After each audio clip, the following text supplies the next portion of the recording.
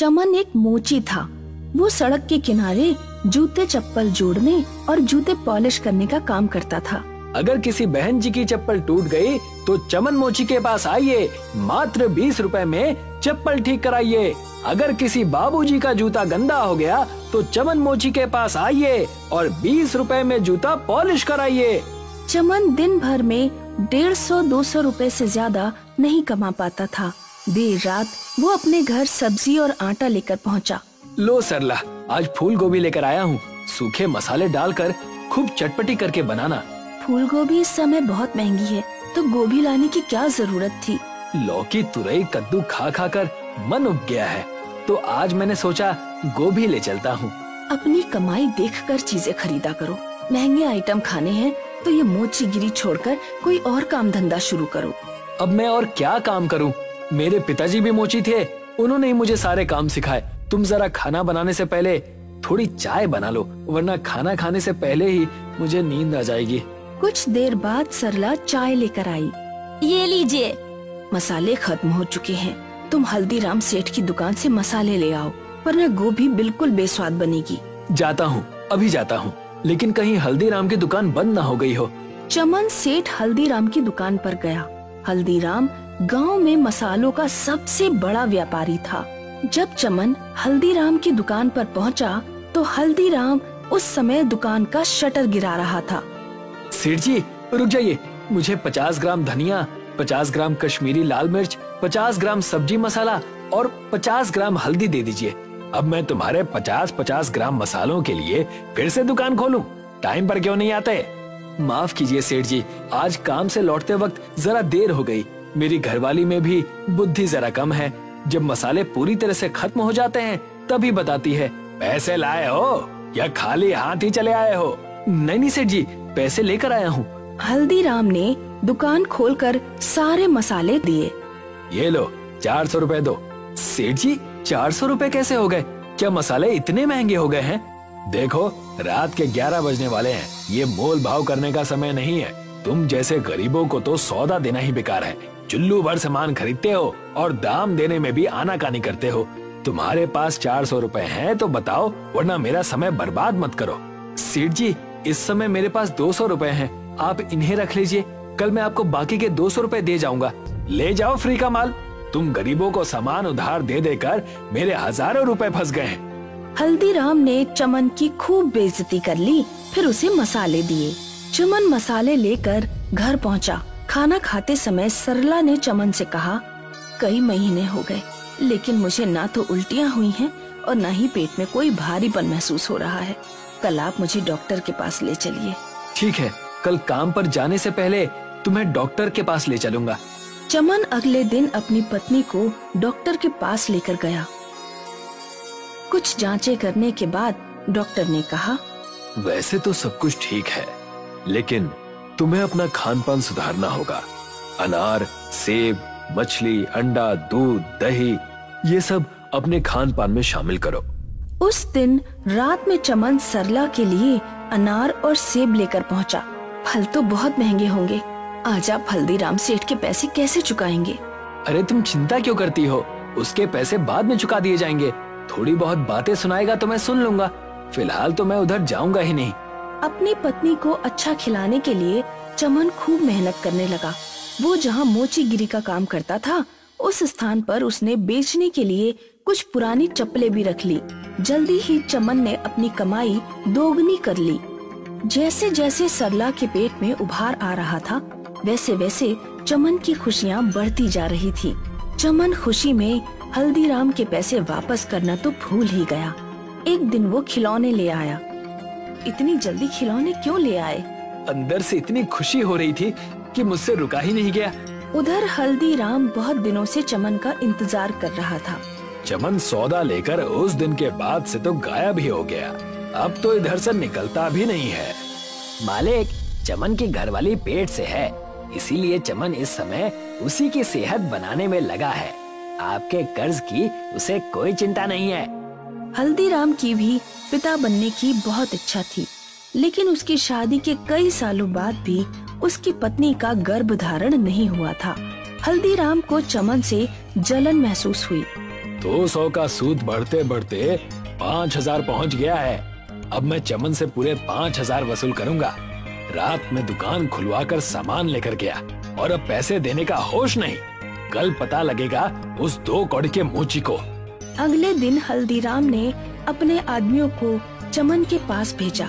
चमन road पर उस समय अपनी दुकान लगाकर ही बैठा था।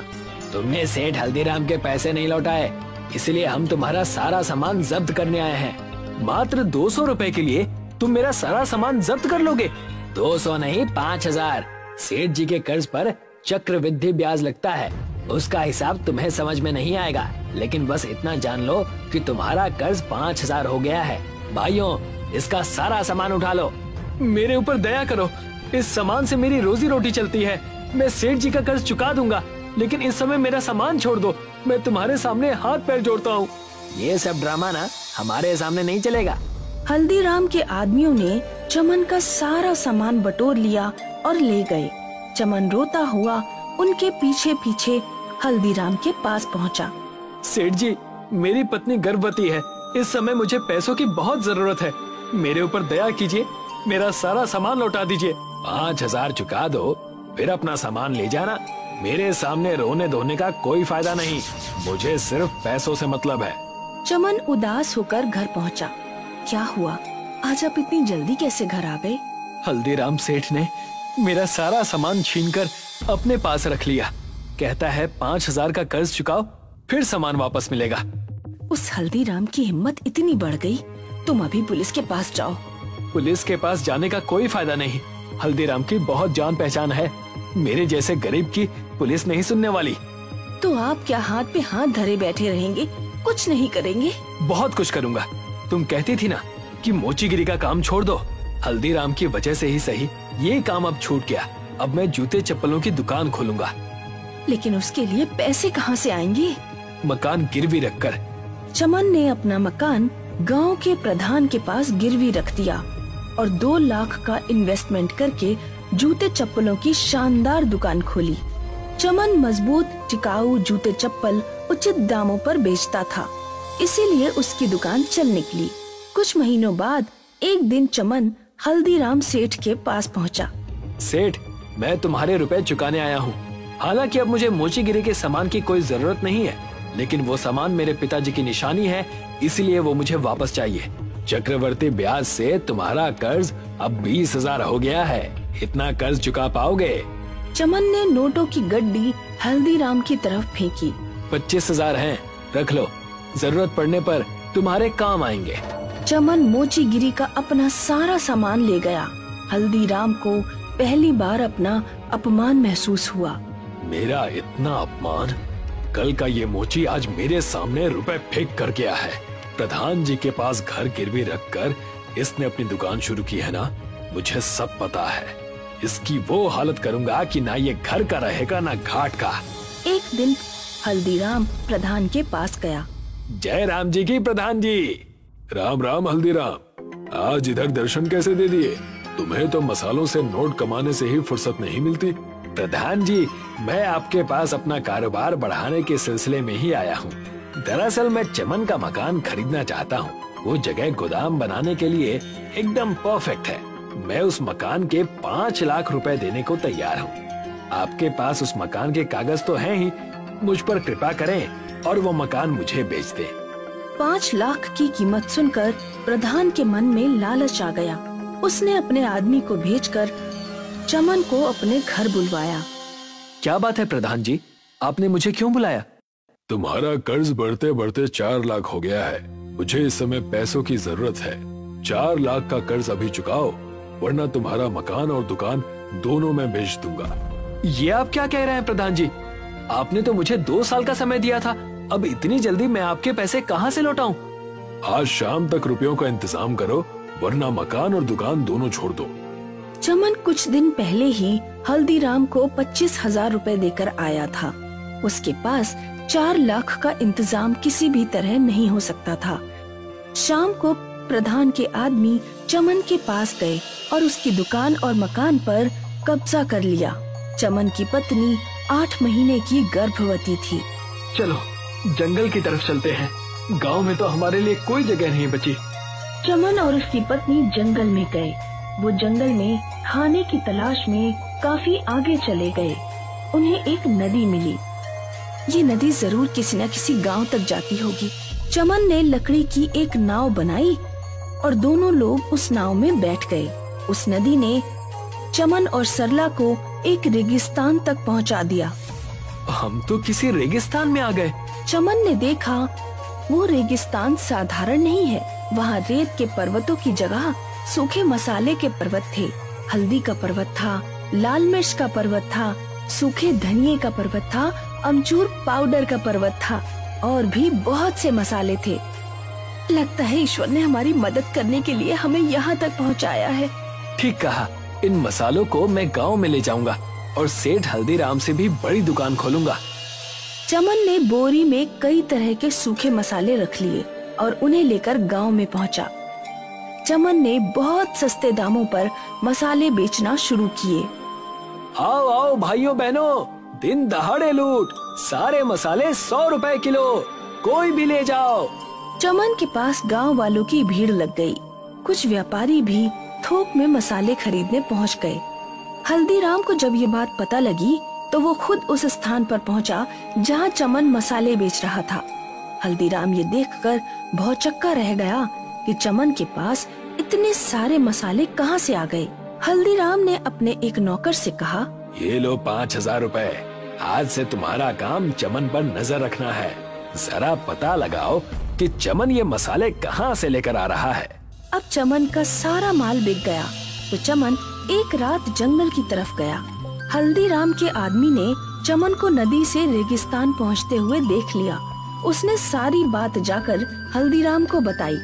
सेठ जी, जंगल में एक नदी है जो मसालों के रेगिस्तान तक जाती है। मसाले का रेगिस्तान? हाँ सेठ जी, मसाले का रेगिस्तान। वहाँ हर तरह के मसालों के रेत जैसे पहाड़ हैं। हल्दीराम तुरंत नाव पर सवार होकर मसालों के रेगिस्तान पहुंचा। उसने भी बोरों में मसाले भर लिए और अपनी दुकान तक ले आया। लेकिन जैसे ही उसने बोरियां खोलकर देखी तो उसे पता लगा कि बोरियों में तो रेत है। ये कैसे हो सकता है? मैं तो मसाले लेकर आया था, लेकिन ये तो रेत है। उधर चमन भी रेगिस्तान में मसाले भरकर लाता था। उसके मसाले मसाले ही रहते थे। सेठ जी, मुझे तो लगता है कि चमन को कोई वरदान प्राप्त है।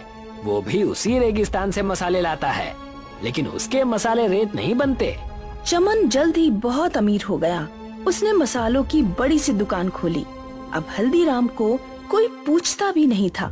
अब तो एक ही उपाय बचा है, किसी तरह मैं उस रेगिस्तान के मसालों को खराब कर दूं। हल्दीराम एक मोटर और एक बड़ा सा पाइप लेकर रेगिस्तान पहुंचा। उसने मोटर को नदी के पानी से कनेक्ट किया और पाइप से रेगिस्तान के सारे मसालों को पानी लगा दिया।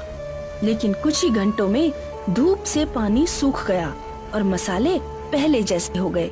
लगता है रेगिस्तान में पानी डालने से काम नहीं चलेगा।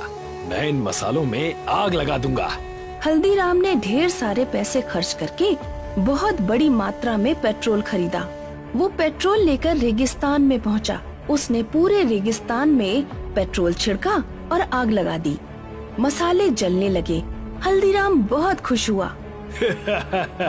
अब मसालों का दी एंड हो गया। अब देखता हूँ चमन क्या करता है। हल्दीराम अपने घर बहुत खुश होकर पहुंचा। अगले दिन वो फिर से रेगिस्तान को देखने गया। आग बुझ चुकी थी और केवल मसालों के ऊपर की ही परत जली थी। अंदर से सारे के सारे मसाले पहले जैसे ही रहे। उसी समय चमन वहाँ पहुँचा। हल्दीराम, तुम्हारी हरकतें इस रेगिस्तान पर कोई असर नहीं डाल पाएंगी। तुम अपने मसाले की दुकान कहीं और शिफ्ट कर लो, क्योंकि मेरे सामने तुम्हारी दुकान तो चलने से रही। चमन रेगिस्तान से मसाले भरकर ले गया। मैं इस पूरे के पूरे रेगिस्तान को ही साफ कर दूंगा। हल्दीराम एक बहुत बड़ी नाव लेकर, जो बिल्कुल जहाज की तरह थी, रेगिस्तान में पहुंचा। उसने रेगिस्तान का सारा रेत अपने जहाज पर भर लिया और उसे लेकर गांव की तरफ लौटने लगा। जहाज पर रेत का पूरा पहाड़ हो गया था।